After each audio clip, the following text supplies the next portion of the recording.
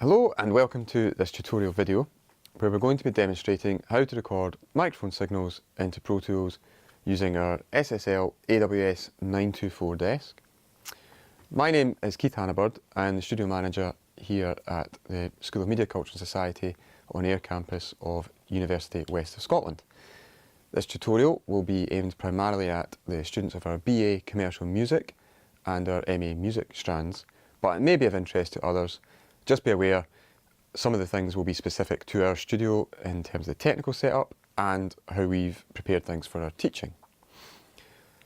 In this video, we're going to have a series of chapters that will walk through each stage of how to do microphone recording and how to get the signal back out.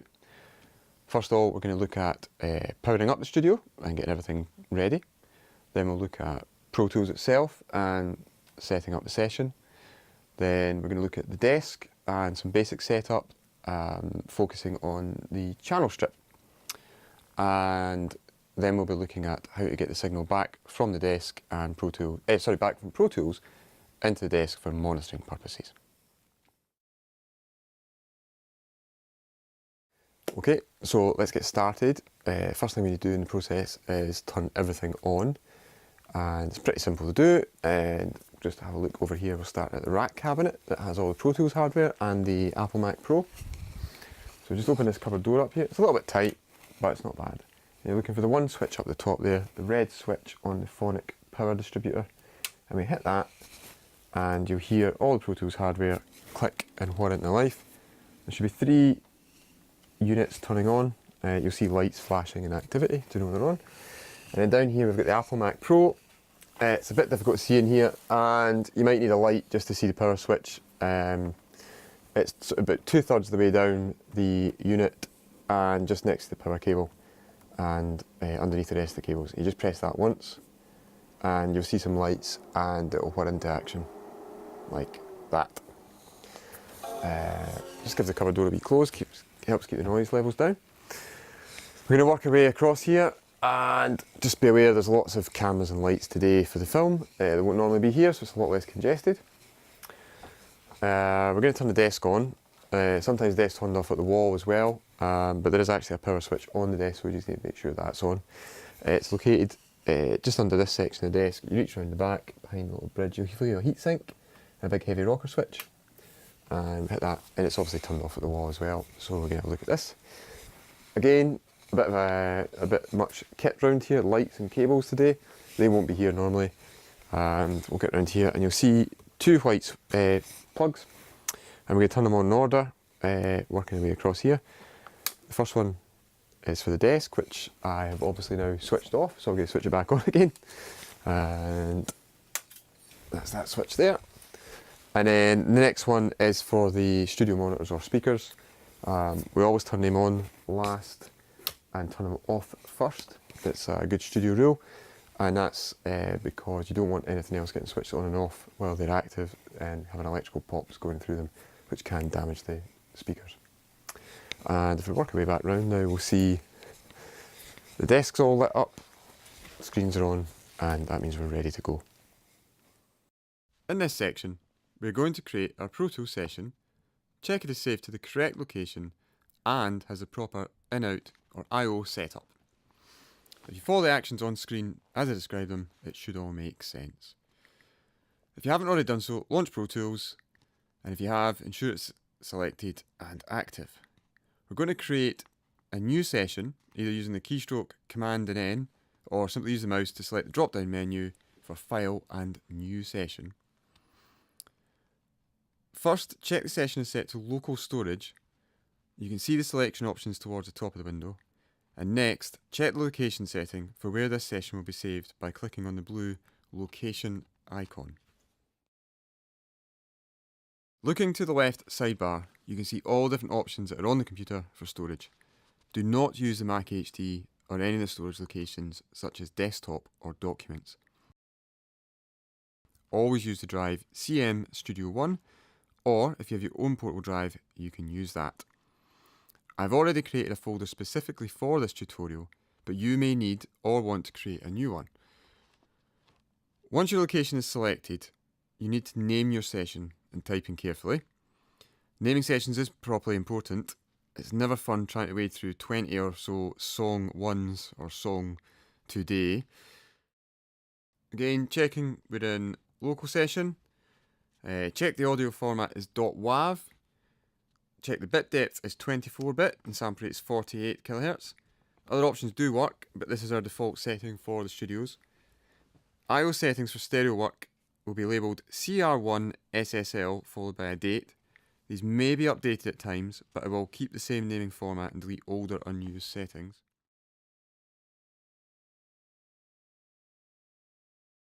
Create the tracks you need. For this exercise, I'm keeping it really simple. You can use the Command and Shift and N, or use the drop-down menu for track and select new track. I'm setting up a mono audio track, one stereo auxiliary, and we're going to use that in later tutorials, and a stereo master.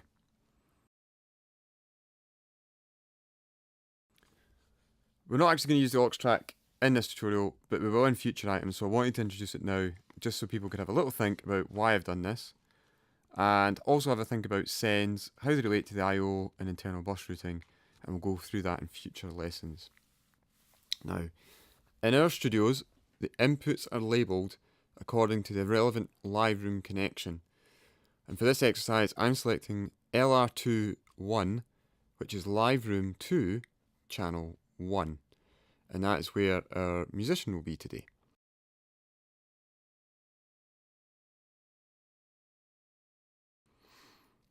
The output of all channels should be set to 1 and 2 for stereo.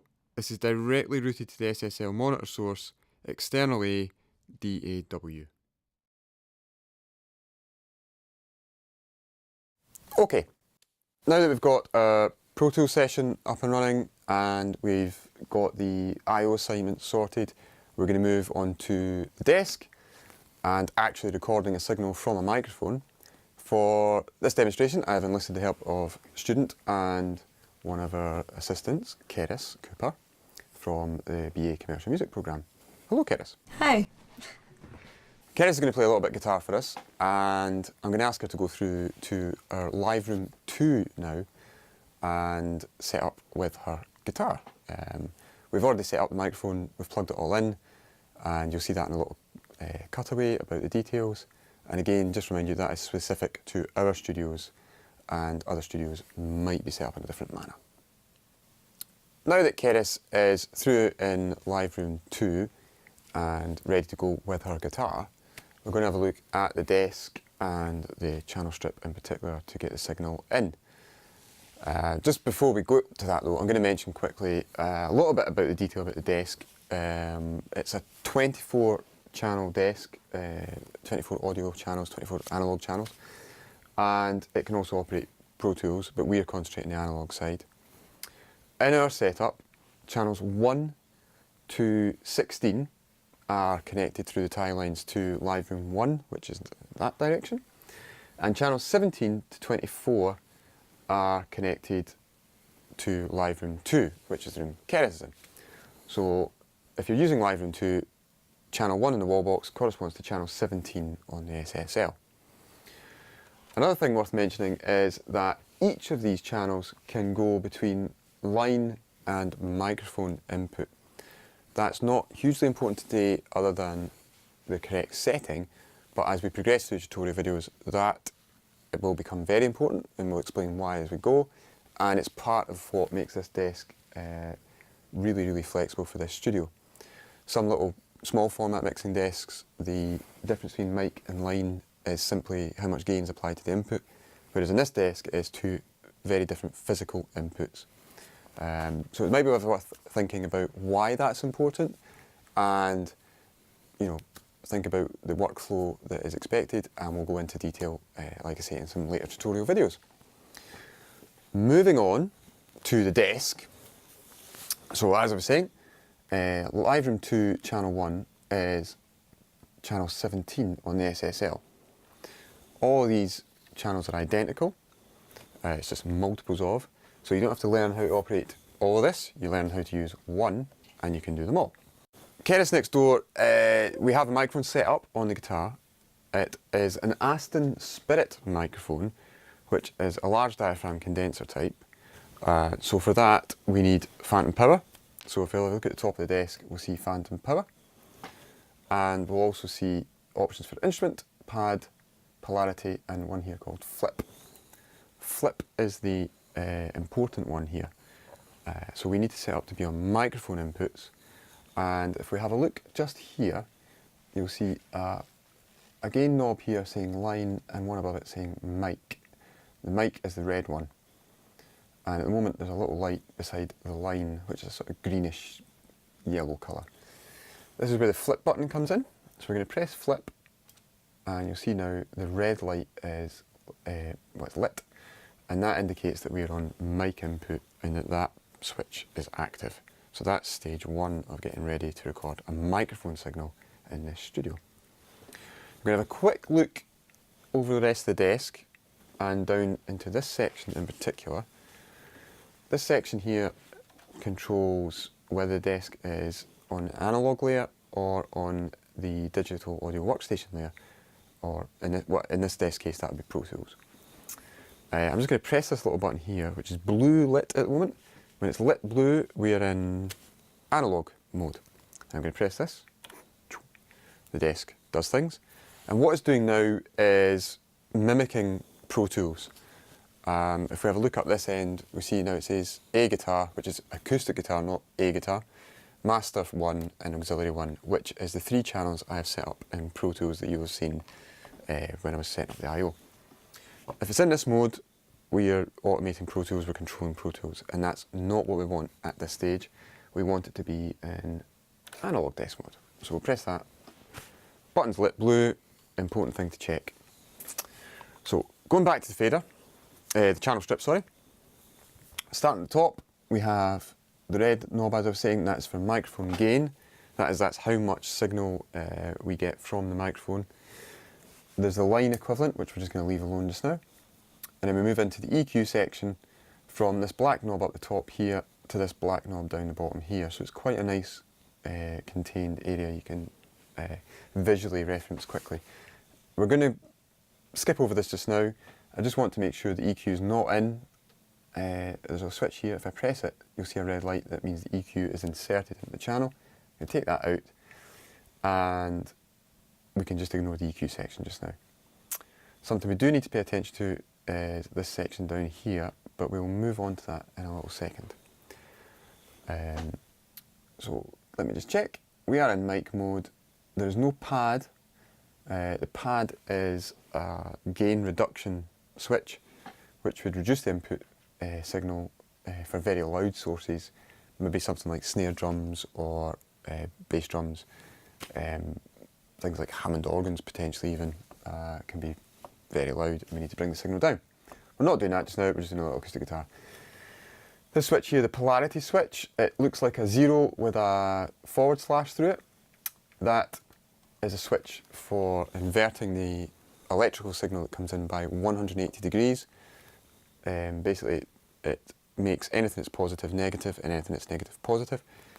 We use this when we're doing multi-microphone setups and things like drums or stereo piano. And again, we'll go into this in future, but for today, just make sure it's not inserted. Okay, as I mentioned, we work our way down. And we get to this stage here. There is this green, I've just not something wrong by accident.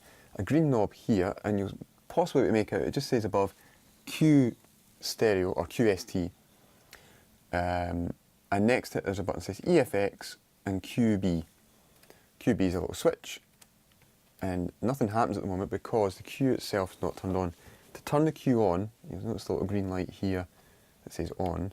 I press the actual knob here, like so, and that light, well, I said it was green, it's yellow, but it lights up, and that means that the Q send part from this channel strip is active, and this is where the switch comes in. If you lift it up, it defaults to QA. If I press it in, it's sending to QB.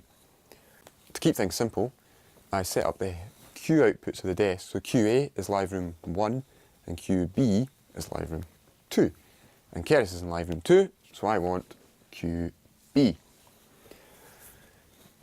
if we have a look down this section of the desk here, where my hand is now, there's a series of buttons called communications. We've got top, back, all, and then F stroke B, A, F stroke B, B. That's full back A, full back B, and then external top back. We can use either full back B because we're using QB, or we can just use all because I don't need to split up anything here today. We've not got end-to-end live room 1. And that is how I talk to Keris in control room 2. What I'm going to do is use Keris playing the guitar to check for signal and generate signal. There is a little trick you can do if you're on your own though. You can either set up your headphones to play out a signal from Pro Tools. You could use a signal generator or a bass, a drum machine, something like that. Or you can play some music out your phone and leave the phone near the microphone and you'll get signal coming through. This point I'm going to ask Keris to play some guitar. I'm just going to have a quick look through the window. She is sat there, yes. And I'm going to have a look, and this is great, I've got line of sight. Keris, can you hear me? She's nodding her head. We're in action. Keris, can you just please start playing anything on the guitar? It's not important. It can be chords, it can be whatever you want. Just keep it constant, please. So now that Keris is playing something, there should be signal coming through. And I'm going to work my way up, channel 17, up to the top to the gain knob. And I'm going to turn that gain knob clockwise, just up to the top there, sort of 12 o'clock position, just as a rough thing. And we can see possibly on this meter here that corresponds to this channel, there is signal, and that means there's something coming through. I'm not hearing anything, nothing's reaching Pro Tools at the moment, but that's okay because there's still some stages to go through. This is a proper analog desk at this point, which means it has a gain and an output fader. So if you look down the bottom here, channel 17, the fader at the moment is right down at the bottom, minus infinity, which means it's not going to let any signal out. So what I'm going to do is bring this signal up here to 0, roughly. You'll never get it bang on, but you know, hovering around that. And I'm going to leave that there, and in the future adjust volume or recording signal via the gain. Next stage I need to look at is Pro Tools itself. I'm going to go to my acoustic guitar channel and I'm going to hit the input button at the moment, and poof, there we have signal appears. Again, not hearing anything back just now, but that's okay. I'm working through this step by step. These are elongated steps. You wouldn't want to be taking this long in an actual session. It all has to just happen naturally. But for the purpose of this, we're just taking our time. So now what I've got is somebody playing guitar next door, or Keris playing guitar next door. I've got signal coming into the mic input of the SSL. I know I've got that signal because I've seen the meter moving here. It's coming through the channel strip, and it's at the control of the fader on the desk. So I've pulled the fader down there, and if you have a look at the little video of Pro Tools, you'll see the signal disappears. I'll bring the fader back up, and we have signal. That's great, we have signal, but what do we do with it? You know, meters are always very useful for things like checking there is a signal, but it doesn't tell us anything about how the guitar sounds, and that's what we're really here to do, is record the sound of the guitar, not a light shining. So we need to get that back from Pro Tools to the desk. When we're doing basic analog recording, which this is at the moment, I've set the desk up so that Pro Tools master outputs come to the desk's monitoring section as a distinct signal, a distinct channel. And it's on this section of the desk here, and this should be the default for the desk when you come in. And we will have photos on the desktop, there'll be guides for this. In this section here, there's 2 rows under a bit. Monitor SRC, which stands for monitor source, and the next one is monitor mode. Generally speaking, in normal work, nothing should be lit on the right hand of these 2 here, the monitor mode. And the monitor source should be external A, like so. there is a record bus and a mix bus, which we'll get into later, which are very powerful and useful tools. But for this purpose, external A. If we look up here, there's a list of devices and sources. If I click on that, again, this is a multi-mode section. But if you're not getting anything in external A is lit, it's worth pressing this external A button, which then goes into the list of external A category items. And it should be DAW, which is Digital Audio Workstation, which is, in our case, Pro Tools. And that would also apply if you're running Logic or any other program. They'll be set up to come in the master outputs 1 and 2. So just a quick recap, external A, DAW. The other thing I've not got is any signal level. This is the monitor controller here, and I generally set that to off when I'm turning the desk off and turning it on. And it just means there's nothing from the desk going to the monitors here. So any thumps and bumps with electrical shouldn't get through. So the next thing we do is bring this up. Oh! This goes up to 11, of course it does. 6.5 is fine just now. I'm going to turn it down a little bit because I'm trying to talk to you. But we know we've got signal. At this point, I would actually have it up quite a bit louder. I wouldn't be talking to people, I'd be listening and trying to decide how to get on with my mic signal. But that is it. That is all that's required to get a microphone signal from the live room into the desk, into Pro Tools to record, and then back out to monitor. There are much more complex ways to do this. There are lots of other things we can do, but we're going to be doing them later on as we progress through tutorials and to coincide with teaching and some other workshops that we're planning to do.